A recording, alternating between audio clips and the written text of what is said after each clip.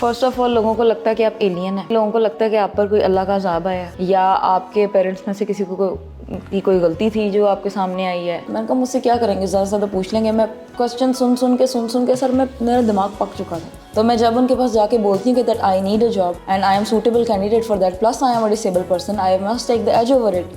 तो वो कहते हैं ठीक है, इसको थोड़ी बहुत सैलरी दे दो। इतनी प्यारी लड़की थी, हाय अब तो दाग लग गया है, अब तो ये तो वो। बहुत करीबी लोगों ने ये बात कही है। जिस साल मेरा एक्सीडेंट हुआ था, मैंने उसी साल 8th क्लास के पेपर दिए थे एंड आई स्कोर्ड 98% मार्क्स।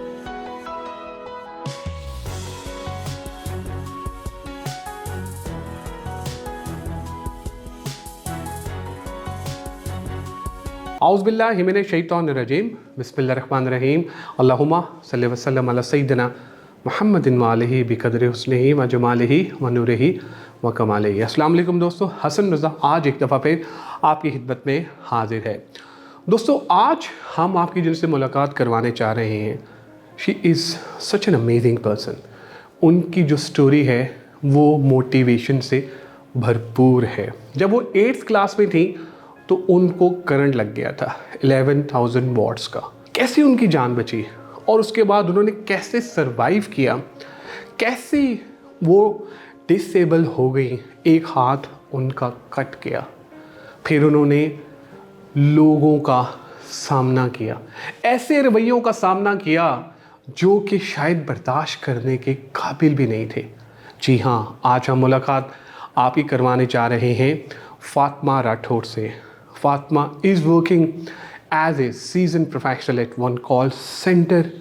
हम जानेंगे कि उनकी ये जो मोटिवेशनल और इंस्पायरेशनल स्टोरी है वो एक्चुअली क्या है। आइए मिलते हैं फातिमा राठौर से। Thank you very much Fatima for joining us today and I am super excited कि आज आप हमारे साथ हैं। Welcome on board. You welcome sir, thanks for inviting me as well. Great. Fatima, माशाल्लाह बड़ी इंस्पायरेशनल स्टोरी है आपकी, बड़ी मोटिवेशनल स्टोरी है। लाइफ में बहुत सारे मुश्किलात का वक्त आपने देखा, वो गुजारा। सो आई कैन अंडरस्टैंड, मैं भी कुछ इस तरह से ही इसी सिनेरियो से गुजरा हूँ, तो I can exactly understand. So would like to know about it कि कैसे, कब और क्या हादसा था जिसने आपकी एक ज़िंदगी जो है वो बदल दी।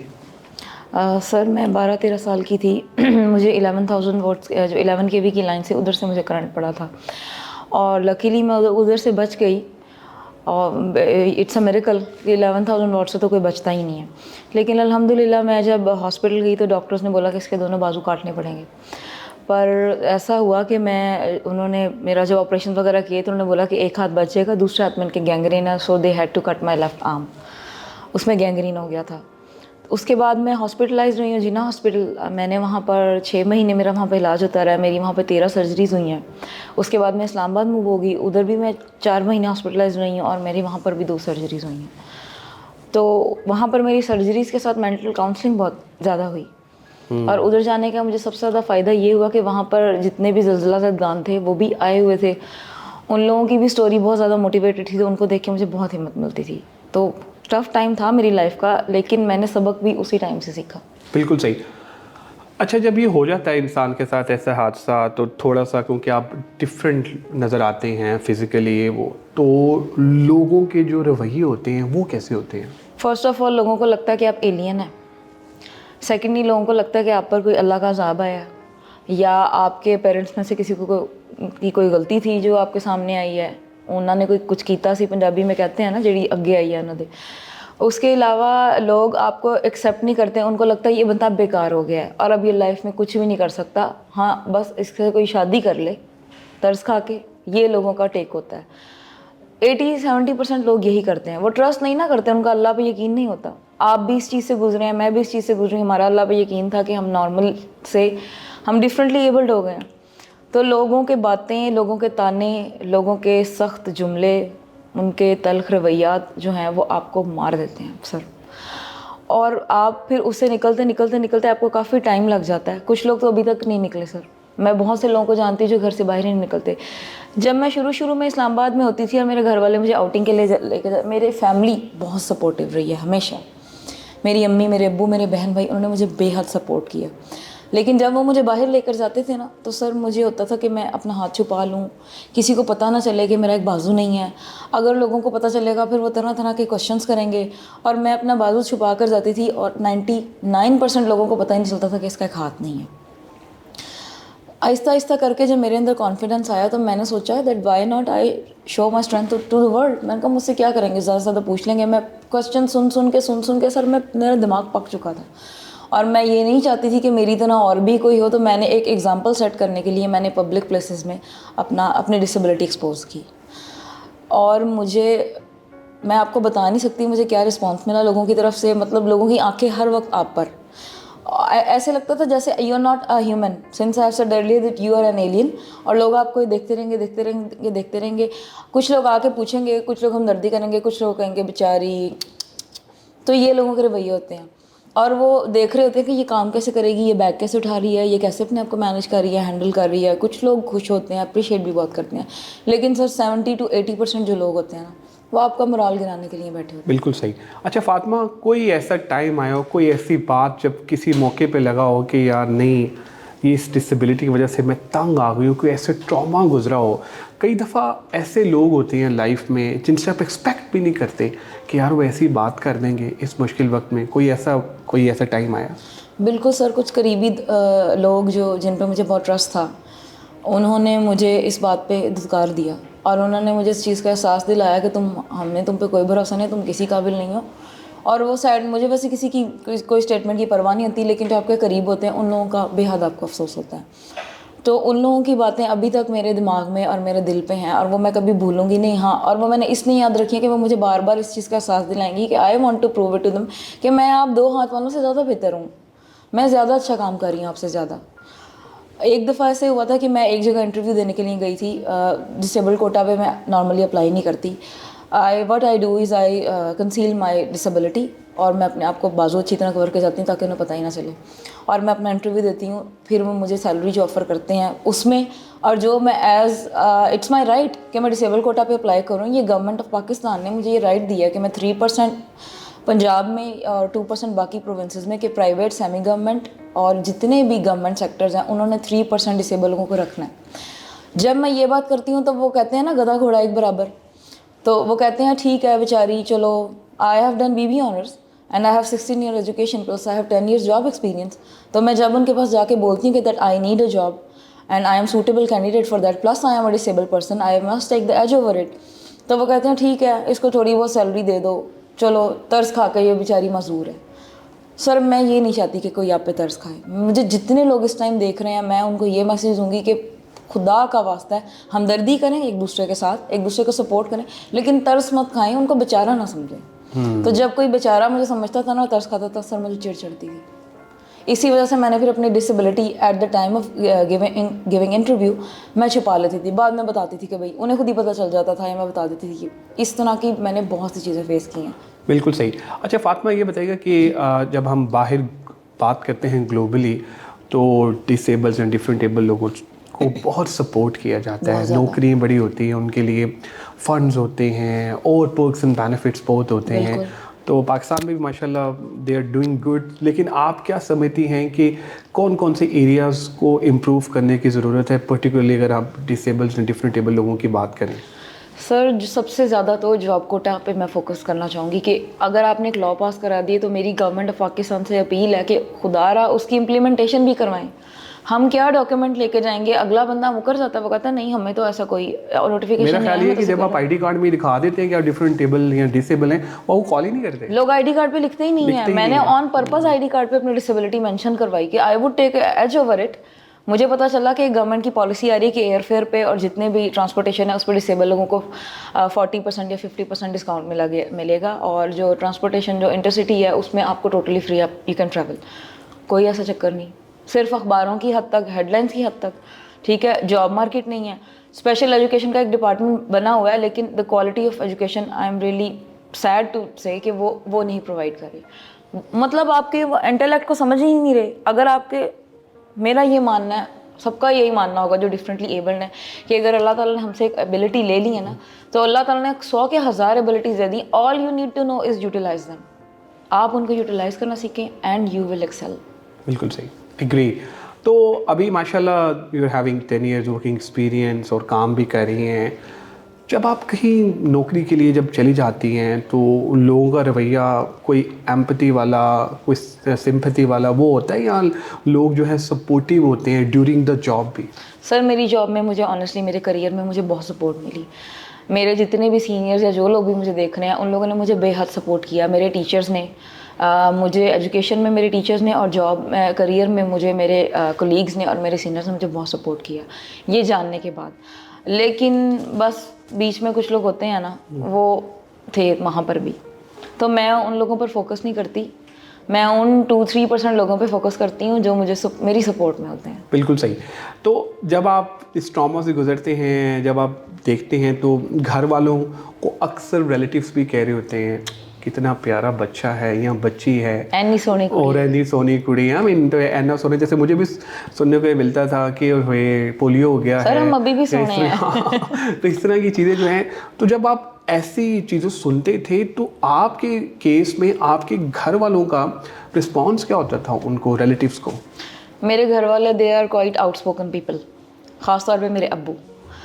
तो कुछ लोगों ने तो बोला कि आप अब इसकी शादी कर दें, कोई तो शादी कर लेगा इससे, इतनी प्यारी लड़की थी, हाय अब तो दाग लग गया है, अब तो ये तो वो। बहुत बहुत करीबी लोगों ने ये बात कही है कि बेचारी है। देखिए मैं फिर वही बात कहूँगी कि I will appreciate their empathy towards me, लेकिन तरस नहीं। और तर्स क्या, ये तो मेरे पेरेंट्स का मोरल ना। सर मेरी अम्मी इतनी बीमार हो गई थी, मेरा फादर इतने बीमार हो गए थे बीच में, मैंने उन्हें बोला, मैं छोटी थी, मेरे बड़े बहन भाई ने कहा कि आपको क्या हो गया है? आप देखिए उसने 1 साल के अंदर कितना अच्छा कोप किया है, तो आप आगे सोचें। और वो पढ़ाई में मैं लाइक थी, मेरे अच्छे ग्रेड्स आते थे। जिस साल मेरा एक्सीडेंट हुआ था, मैंने उसी साल 8th क्लास के पेपर दिए थे एंड आई स्कोर्ड 98% मार्क्स। तो काफ़ी लोगों का मुँह, मैं ये कहूँगी कि इतनी अचीवमेंट्स करें कि उन लोगों का मुँह ही बंद हो जाए। मेरी अम्मी को लोग कहते थे कि हाय अब इसकी तो शादी कर दो, किसी से भी देख लेना, किसी बड़ी उम्र वाले से कर देना, किसी दिल के आफ्ता से कर दे। मैं किसी को स्पेसिफाई नहीं करी किसी को भी, लेकिन लोग इस तरह कहते हैं कि मतलब हमारे लिए कोई अपॉर्चुनिटी नहीं है, हमारे से जीने का हक छीन ले। कपड़ों पे इसने इस तरह की ड्रेसिंग क्यों की है, इसको इस तरह की ड्रेसिंग नहीं करनी चाहिए, इसे कई ज़रा दुपट्टा और खोल के ओढ़े ताकि इसके हाथ का पता ना चले। तो मेरे घर वाले तो ठीक ठाक जवाब देते थे इसका। बिल्कुल सही। अच्छा, amazing story, inspirational and motivational. मैं जब आप जैसे ऐसे लोगों के इंटरव्यूज़ करते हो जैसे आप लोग बैठे होते हो, तो मुझे खुद बड़ा हौसला मिलता है कि माशाल्लाह जिस तरह सोसाइटी में आप कंट्रीब्यूट कर रहे हैं और जिस बहादुरी के साथ आप उस क्रिटिसिज्म का सामना करते हैं, I can understand as well. लेकिन आप रियली मतलब वंडरफुल। अच्छा फातिमा, बहुत इंस्पिरेशनल स्टोरी है आपकी, आई मीन रियली अमेजिंग। थोड़ा सा हमें ये बताइए कि सोशल वर्क के पॉइंट ऑफ व्यू से आप जब ऐसे लोग होते हैं जहाँ पे डिफरेंट एबल और डिसेबिलिटी वाला फैक्टर होता है, तो उनका ज़रा एटीट्यूड टुवर्ड्स सोशल वर्क ज़्यादा होता है, तो आप क्या क्या स्टेप्स ले रही हैं? सर मैं तो सबसे पहले ये कहूँगी जो माइनॉरिटीज़ हैं वो एक दूसरे को सपोर्ट करें, पर्सन्स विद डिसेबिलिटीज़ एक दूसरे को सपोर्ट करना शुरू करें। ट्रांसजेंडर्स में बहुत यूनिटी है, मैंने ये चीज़ उनसे सीखी और मैंने ये सोचा कि मैं ट्रांसजेंडर्स के लिए काम करूँगी। मेरी एक फैमिली हिस्ट्री है, फिलैंथ्रोपी जो है वो मेरे फ़ोन में है। मेरे जो ताया हैं अल्लाह उन्हें जन्नत में जगह दे, उनकी फाउंडेशन थी, वो ब्लाइंड्स को आंखें लगवा के देते थे। जितने भी लोग थे वो अपने आइज़ डोनेट करते थे। जो डेड हाउसेस में बॉडी होती थी उनके घर वालों से पूछ के और उन लोगों से वेल लेकर वो ब्लाइंड्स को आइज़ लगवाते थे।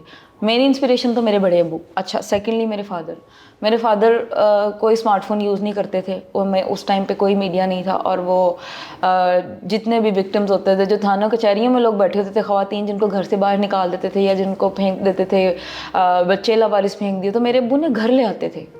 मतलब किसी जगह भी नहीं रखवाते डायरेक्ट, और अम्मी को कहते थे कि इनको ज़रा रखो, इनका हफ्ता 10 दिन इनका केस चल रहा है, ये थाने में नहीं रह सकती या किसी शेल्टर में नहीं रह सकती, बच्चियाँ ख़ास तौर पे। सेकंड इंस्पिरेशन मेरे फादर थे। थर्डली जब मेरा अपना एक्सीडेंट हुआ और मैंने जाके कम्युनिटी में देखा कि डिसेबल लोग आपस में एक दूसरे को किस तरह सर्व करते हैं, तो मैंने तो ये ठान लिया था कि जो जो मुझे सोसाइटी से अच्छे लोगों ने जो जो मुझे हमदर्दी दी है, जिन लोगों ने मेरी हेल्प किया, जिन्होंने मुझे सपोर्ट किया, मैं उसे मल्टीप्लाई करके सोसाइटी को दूँगी। इसीलिए I am working for a noble cause and a good cause of the for the disable persons and the transgenders as well. Side by side मुझे I am a pet lover too, तो मैं pets के लिए भी काम करती हूँ। तो ये 3 चीज़ें तो मैंने करनी। उसके अलावा मैंने जो मेकअप की सर्टिफिकेशन ली तो मुझसे बहुत लोगों ने कहा I do makeup as a freelancer as well and I teach it to the transgender community as well free of cost, ताकि कोई अपना सैलून खोल ले, कोई सर्विस इंडस्ट्री में अपना नाम बना ले या थोड़ा बहुत अर्न कर ले। सर बिलीव मी, मुझे इतना रिस्पॉन्स आया इंस्टाग्राम पे, मेरा इंटरव्यू के बाद मुझे इतने डिजर्विंग लोगों ने बोला कि हमें मेकअप सिखा दें। All I need is a place, I need a hall जहाँ मैं 10 लोगों को मैं समझा सकूँ, सिखा सकूँ, या कोई इंस्टीट्यूट हो जिधर मैं उधर ट्रेनिंग लूँ। दे तो अभी भी रही हूँ, लेकिन मैंने उसको इतना मैं चाहती हूँ कि वो चीज़ लोगों तक पहुँचे और लोग आएँ। बिल्कुल सही।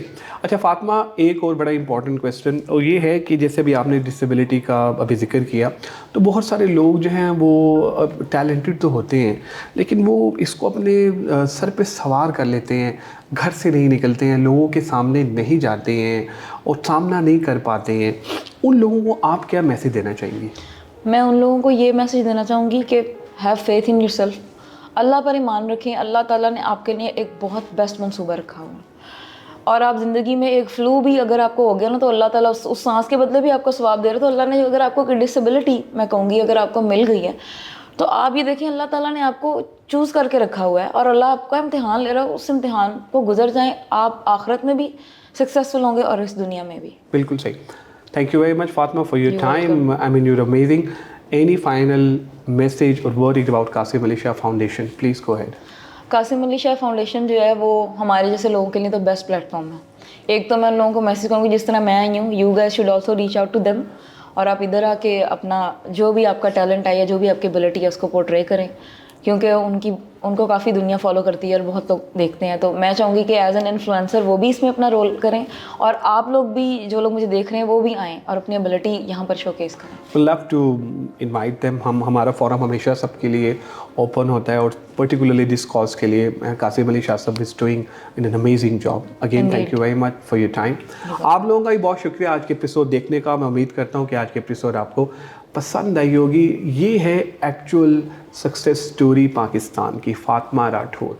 यकीन माने, मतलब मैं जब ऐसे इंटरव्यूज़ करता हूँ तो वो एक एनर्जी मेरे अंदर आ जाती है यार, कि नहीं, कि ये भी एंगल है दुनिया को देखने का, पॉजिटिविटी। आप अपनी वीकनेस पे आप देखें ही ना, आप उसको स्ट्रेंथ कंसिडर करें और उस स्ट्रेंथ पे काम करें। तो आई मीन वंडरफुल सेशन। मैं उम्मीद करता हूँ कि आपको ये पूरे का पूरे एपिसोड अच्छी लगी होगी। अपना फीडबैक हमसे ज़रूर शेयर कीजिएगा ताकि हम भी इम्प्रूव कर सकें। दुआओं में याद रखिएगा। इंशाल्लाह अनकरीब एक नई टॉपिक, नई केस के साथ आपकी खिदमत में दोबारा हाजिर होऊंगा। Take care, bye bye.